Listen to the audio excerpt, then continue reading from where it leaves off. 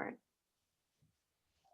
Hi, we are Group Andrews, and for our SAP analysis, we chose to do Peloton.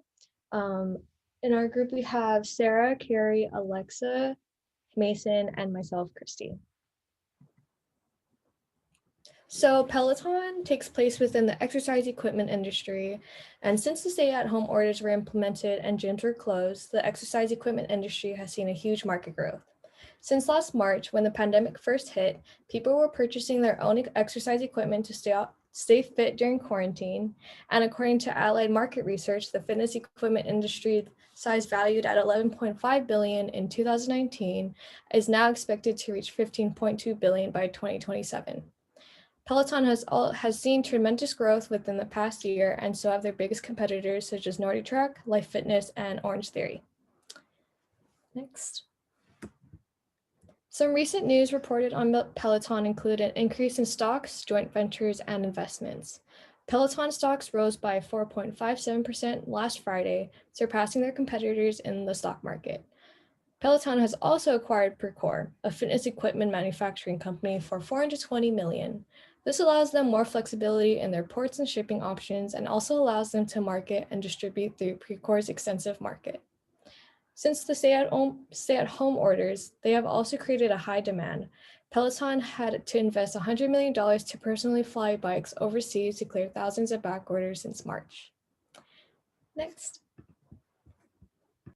Yeah, so then here's a quick little look at the Porter's five forces, kind of just a quick overview, and I'll go into it a little bit more on the next slide. Next. So then in terms of some of the buyers, suppliers, and substitutes for the industry, the threat of new entrants to the industry is high due to the competitive advantage Peloton has already gained by establishing themselves as a premier workout equipment / fitness class provider. Everybody now wants to have what Peloton has and is coming after Peloton to try to gain that top spot. The supplier bargaining power of Peloton is high because there are very few competitors that offer the bikes and treadmills in cohesion with the massively popular fitness classes. Peloton originally had their bikes and treadmills produced by Rexon and Tonic, although Peloton ended up acquiring Tonic in October of 2019 in order to streamline and have more control over production. As part of this, Tonic is building an entirely new manufacturing facility that is currently expected to come online by the end of 2021. And as Christy just previously mentioned, Peloton has plans to acquire Precor for $420 million in a bid to speed up production and meet promised delivery windows by the end of this quarter.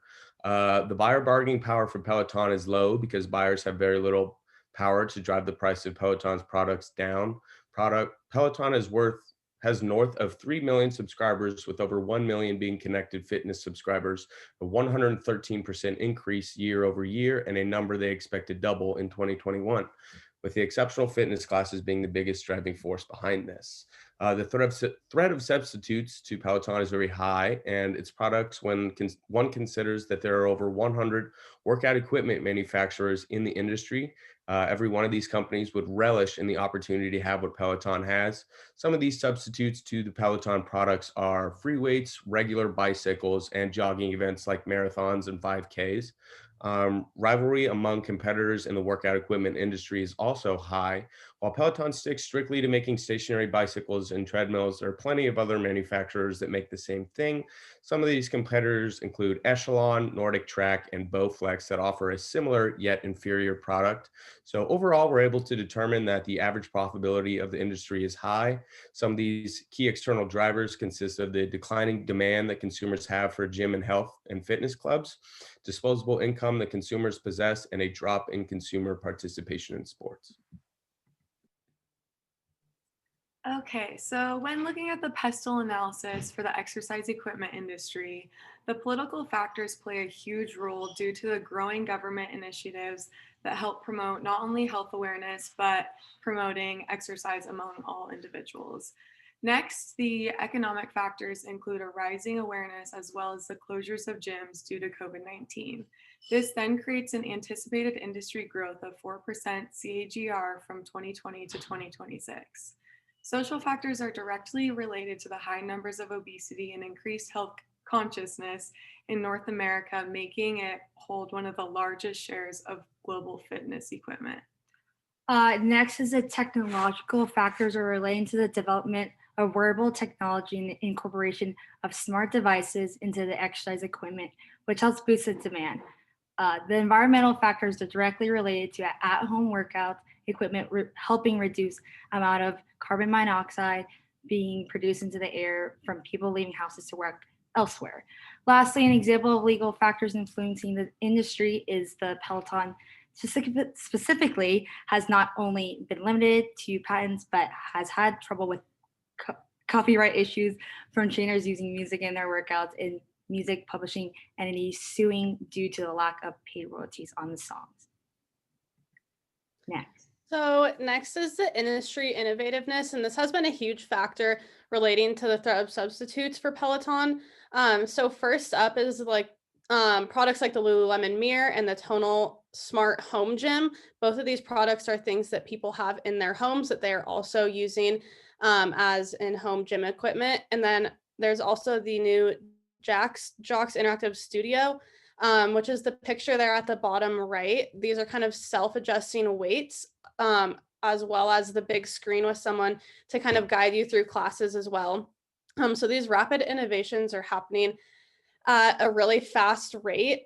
So new equipment, or essentially new versions of equipment, are coming out on a yearly basis, and that's just based on consumer demand, and especially with demand being super high right now with the impact of COVID-19. So going along with that, the overall impact of COVID-19 has impacted the gym equipment industry for the better. They've seen a huge influx in sales. With there being less attendance at gyms, people are trying to find ways to exercise at home, and a lot of people are turning their gym or their garages into home gyms, or finding other spaces in their homes where they can house gym equipment so that they don't have to pay those gym membership fees anymore, and it's just more convenience to be able to do it at home. So the overall impact of COVID-19 has been really good for gym equipment, and especially the purchase for in-home use, which is essentially more of what Peloton is doing. And then these are our sources that we use for our presentation, and that is the end.